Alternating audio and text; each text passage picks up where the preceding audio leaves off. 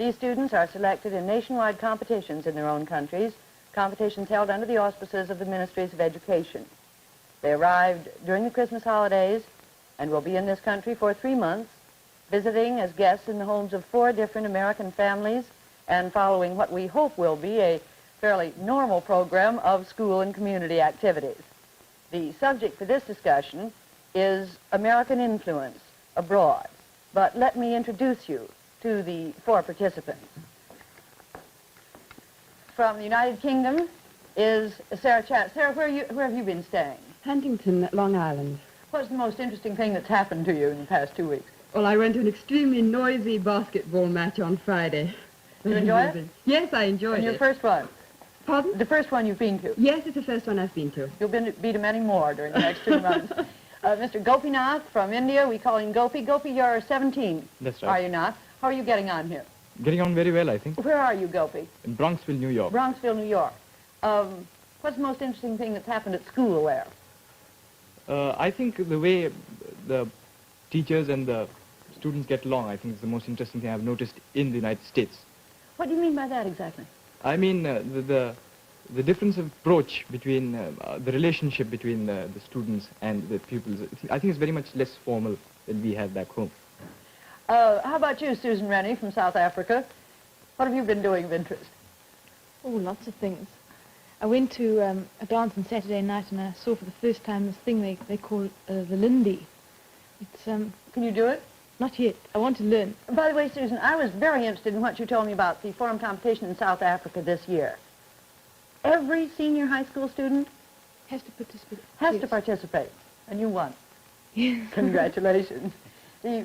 From Lebanon is Ziad Husami. What have you been doing of interest, Ziad?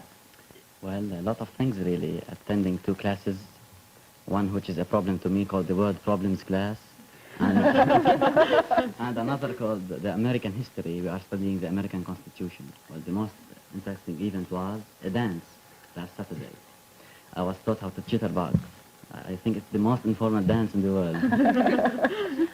Now, to get back to the subject of discussion today, Sarah, you started out by saying that American influence in your country you thought was 99.9% bad. Would you explain why? Yes, well, it's a lot to say, so perhaps if I took one topic and then let the others expand on it. I'd like to take the topic of films, particularly. I feel the American gangster film is appalling. We have this trouble in Britain in the Soho gang warfare, and I feel it's a direct influence of American gangster films which is making these youths want to cut each other to pieces like this. And another thing of these American films which I really do deplore is the war films, where they have to have somebody who is bad, and where they have to take some race to be bad, either Japanese or German or Italian, and subconsciously one immediately thinks all Japanese are bad, all Italians are bad, and that's one way of making prejudice, which I deplore. That's part of the 99.9%. I think you are radical in that. Movies all over the world have been trying to photograph most of the aspects of the human soul. In this soul, you have the good and the bad. Now, if the American movie is stressing the bad thing, I think this can be a moral lesson to the spectator, where you can see the tragic end of the evil doer, of the one who commits a crime. You can see, for example, that he is sentenced to death or Yes, something but they of the don't kind. stress that. And you can beware it. They surely do in most of the films. Well, I'd like to say we have a terrific amount of primitive or more or less uneducated people in South Africa, and they're very easily misled. And it's been proved that American gangster films do influence them. In our urban areas, the crime rate is rising rapidly, and these are because they show these films, and they're very much in demand. These people flock to see these films.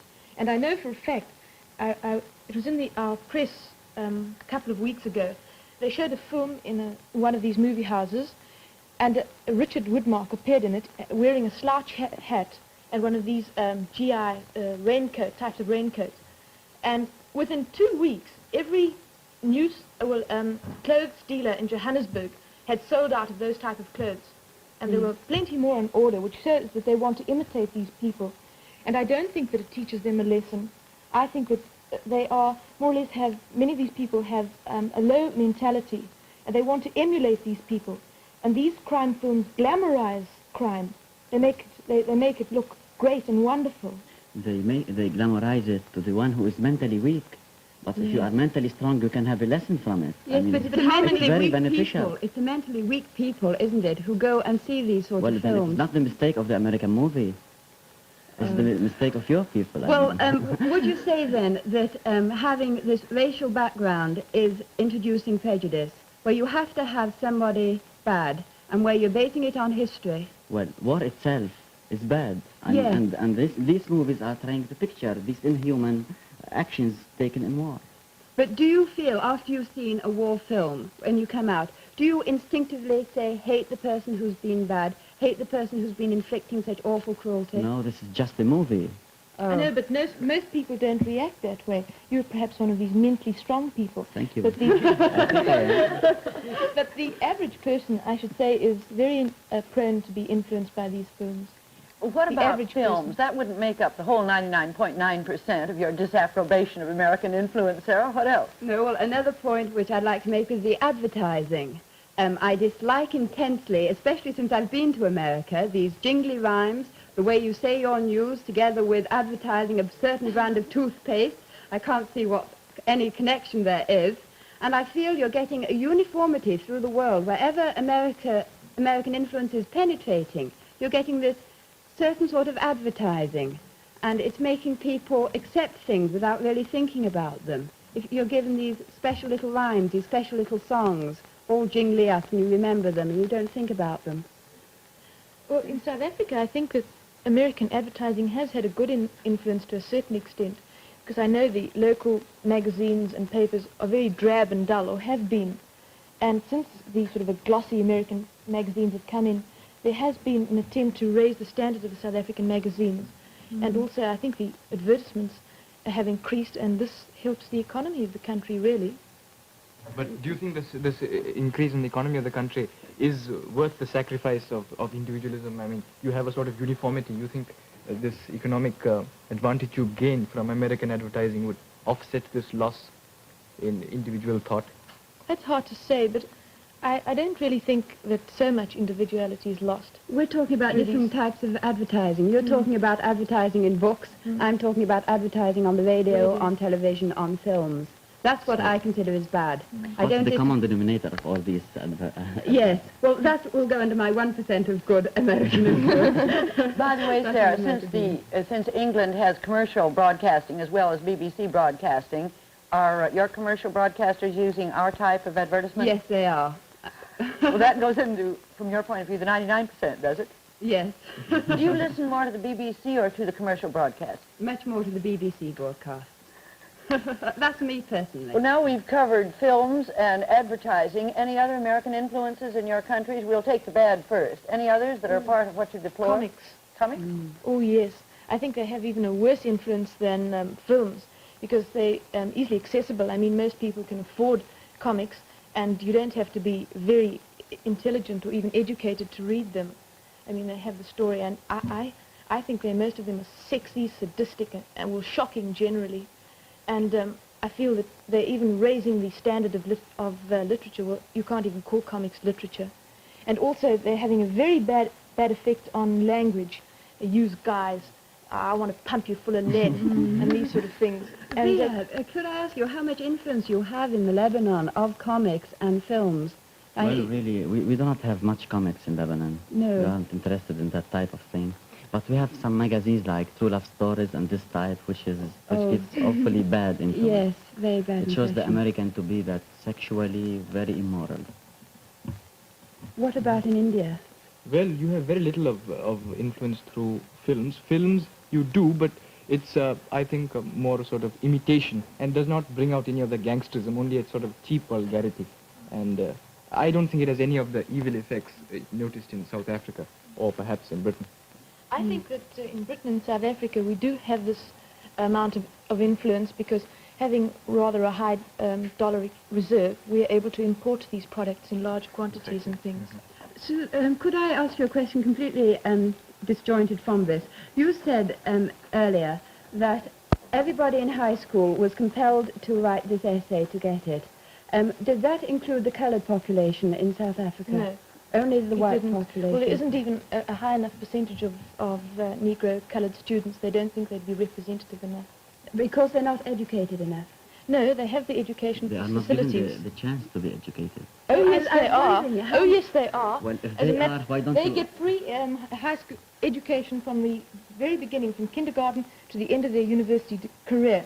But most of them, because of economic or background, most families that have 9 or 10 children, they have to, their parents practically force them to leave schools when they're in what we call standard 6, I think it's about the 7th grade, and they have to go out to help support the family income. And I think you'll have that in the lower income brackets in England as well. And that's why there's so few in the high schools. What's the literacy rate in South At Africa? the present, in 1956, the end of 1956, Of the there were colours. 33% of the coloureds, which if you consider that they've only had education, barely for 2 generations, most of them only 1 generation, is a very high percentage. Yes. Thank you. Well, I think now I'd like to tell you something about the educational influence in Lebanon. In Beirut, we have the American University, which was founded in 1866. This university has about 3,500 students belonging to 51 nationalities from all over the Middle East. Now, through this university, we came to know the Atlantic Charter, the Declaration of Independence, the human rights. Through this university, we came to understand liberty and democracy and to live it on the campus as well as in our political life. Most of the politicians of the Arab world, and especially Lebanon, have had their education at this university. 2 of our political movements in the Arab world, the National Syrian Party and the Arab Nationalists, have originated from the American University itself. And I think they have very good influence over the country. Was it, was it the first American university established in the Middle Eastern area? Yes, it was. And the how long first. ago, you say? 1864. Well, up from 1864 to 1920, it was called the Syrian Protestant College. Then in 1920, it became the American University of Beirut. It is operated by an American president and run by a board of American trustees in New York. We have... Ziad, deviating from that education, tell me, how has American foreign policy, what is the attitude of Lebanon at the moment to American foreign policy? I mean, you have, America didn't support Britain and France during the Suez dispute. What That's is true. Lebanon's attitude towards America because of that? Well, Lebanon's attitude and the Arab world attitude was a good one, and they liked that attitude of the United States. We can summarize this by saying that the United States had once more stood by its principles, and it wasn't easy going with the imperialist ambitions of its allies. And what about now that the Eisenhower Doctrine's been published, or I should say, Well, I brought out? think it won't be very much successful because the American policy has been always trying to look at us as people who have a strategic place and 60% of the reserve oil of the world, not as people who have their right and good living. They were just taking us as wealth or as land only. They didn't take any care of our psychology, and I think if the Ike's doctrine is well presented, that it will be surely accepted, because we in the East hate communism, From a religious point of view, we are Christians or Muslims, and communism is a totally different religion. We do not want it, but we have been pushed into the Russian influence by the West. Don't you think that the majority of Americans understand the Arabs' point of view? No, I don't think so. And tell me, in your schools, is learning about the American heritage compulsory? No? it is not. You can take we that... study about our heritage before, Mm-hmm. And you can take the American heritage only if you wish to? if you wish to. Yeah, And thank you. You seem to be full of praise for the American system of Not education. full of praise, it's a mere Well, point I of mean- gratitude, Well, yes, and you have to mention the good and the bad. that is true. Well, do you think that would be in keeping with your sympathies with the Arab world, since American influence is operating through Israel? Could you possibly have a harmony between the two, your loyalty to American ways of Not doing loyalty, it? you can't say loyalty, It's friendship. You think it's friendship? Yeah. And I think that every problem has its resolution. If America really Sorry. wants to solve it, it can solve it. It created the problem. Sarah, having been in England for a week now, in America, how do you how does American education compare with British education? Do you think that British education is better? Well, I can't really speak generally on this topic. I think I've been in a particularly good school where I have been. I have been impressed by the courtesy. I have been impressed by the easy friendship between the students and the masters, which has not resulted in any sort of hooliganism. And it's the same in my school in Britain. But if I'm to speak generally for Britain, the public schools, of course, are entirely different. They are our private schools. There you have a very strict discipline between master and pupil, and also in some grammar schools. But from the actual school that I have come from, I find very little difference from the American school. But you said to me that the American system of comprehensive education promotes undesirable snobbery, Yes. and that there is a lack of intimacy, Yes. and that there is, well, generally it's undesirable, this comprehensive. Well, a team of educationists have just come back from America, come back to South Africa, and they have been making extensive, I should say, they've made an extensive report on comprehensive education. And as you know, our system of education at the moment in South Africa is based entirely on the British system. Yes. But they've decided to introduce from this year onwards a comprehensive system of education because they feel that it's much better. And as a matter of fact, our school was an experiment. They tried this out. And I can assure you that there's no snobbery between the different groups, and there's perfect intimacy. There are only 480 of us in the school, and the head has contact with all his pupils as well as the that's not teachers. quite the same. I was talking about schools that had 1,300 people in. That is a prejudice, I would say, in Britain. We are only just beginning to experiment. And I've only been in American schools, 3 days, so I cannot form a judgment upon how well everybody knows each other. Susan, to clarify, by comprehensive education, you mean one school to which everybody goes, people who Yes. want to follow an academic course as well as people who Trade. want to take shop and commercial subjects and so on. Sorry for intervening. Yes, they I just don't wanted have to to go clarify to that. trade schools. And, I mean, it's like in England they have just pure grammar schools and trade schools. But in South Africa from now on, if they want, we have that at the moment, but they want to combine it all into one school, as in America. What's it like in India? Could we have that? Well, I don't think know. we are modeled very much on your lines, as a matter of fact, and we have very strict discipline in our schools, very much unlike the American system of education. But I wouldn't know, I don't think that the American system of education has got anything inherently wrong with it. I think there is courtesy. I mean, if you, by courtesy you mean wishing and bowing, and those are all the external Yes.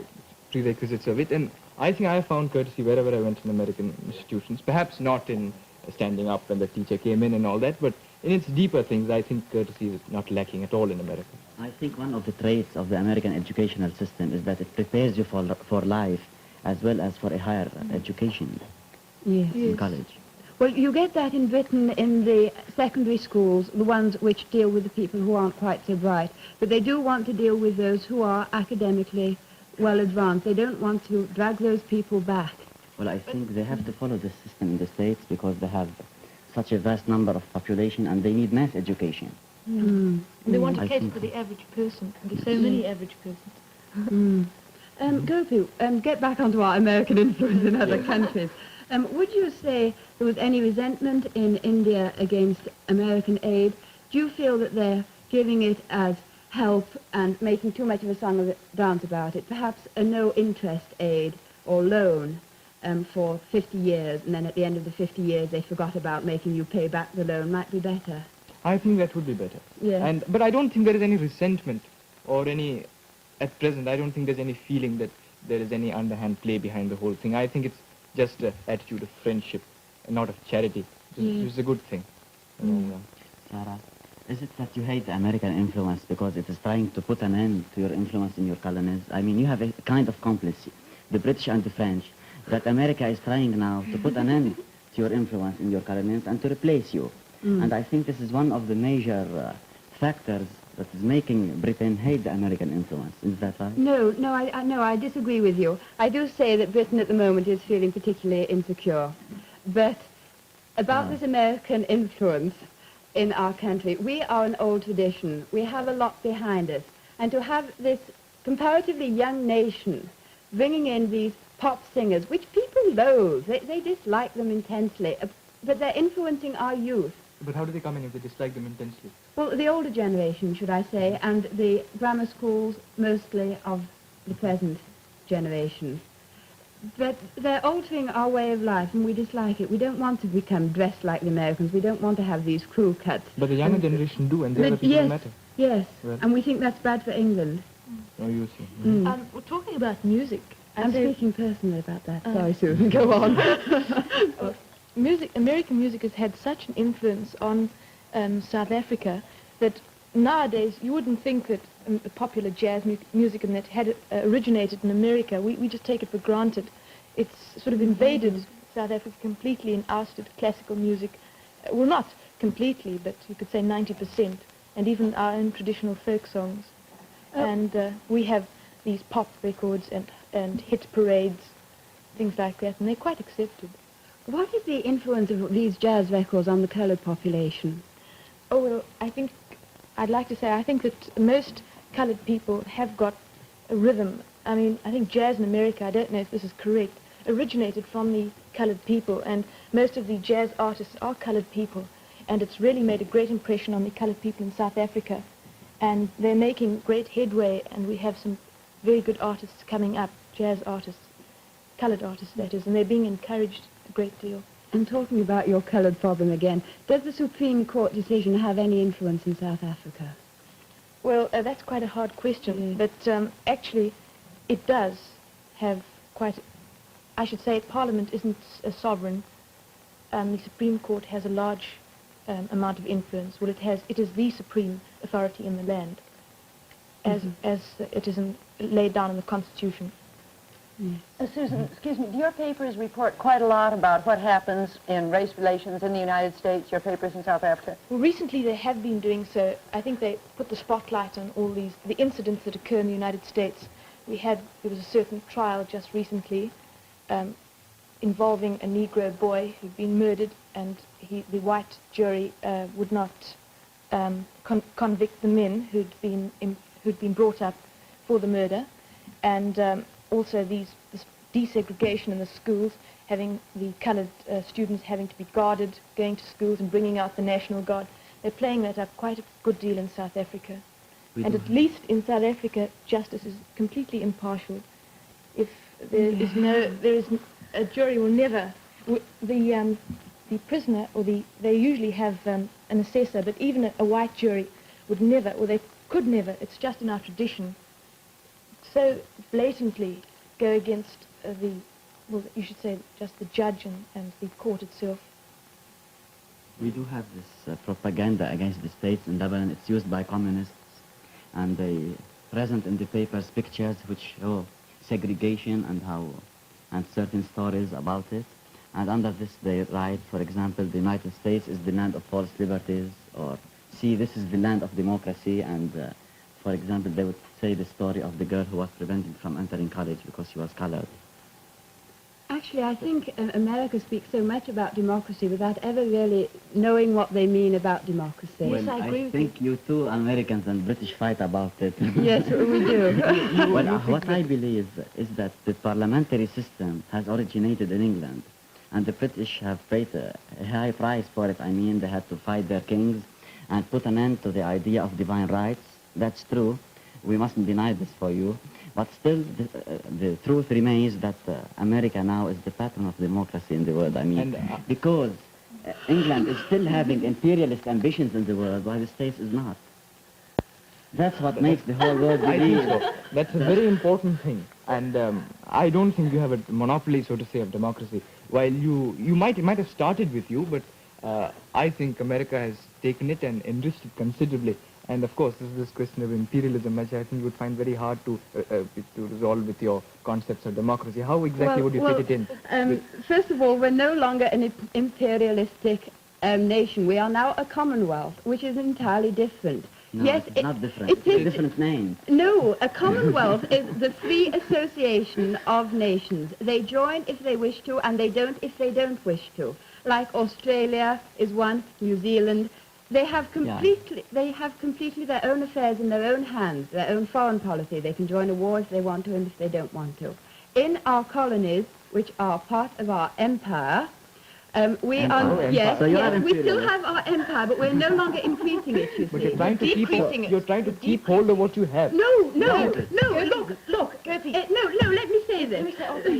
In the Gold Coast, in 12 months, they are going to become Ghana. In Malaya, in 12 months, they are going to have complete freedom. Take India, you took your independence, became a republic quite easily. You are now a member of the Commonwealth, although you are a republic, and although you do not recognize our queen, but only accept her as a symbol. Cyprus? Cyprus, They we don't are have to having trouble recognize in. her. But we They have... are granting a But there the constitution. church is You in haven't trouble. given the independence to any people unless they have revolted against you. Now you have to give no. Cyprus I freedom Did you because- revolt against us? Oh, Would- most definitely sure. did. What did in Gandhi our own do? way we did. In your own way, but Yes. it's not a bloody revolution It like... doesn't need to be bloody. Yes, but we have to wait till the people But are they have ready to shown to rule the world. themselves. They have well, shown to What the world. time? They have shown to the world that they disagree with you. I'm sorry. Our time is, we'll have to carry this on in another program.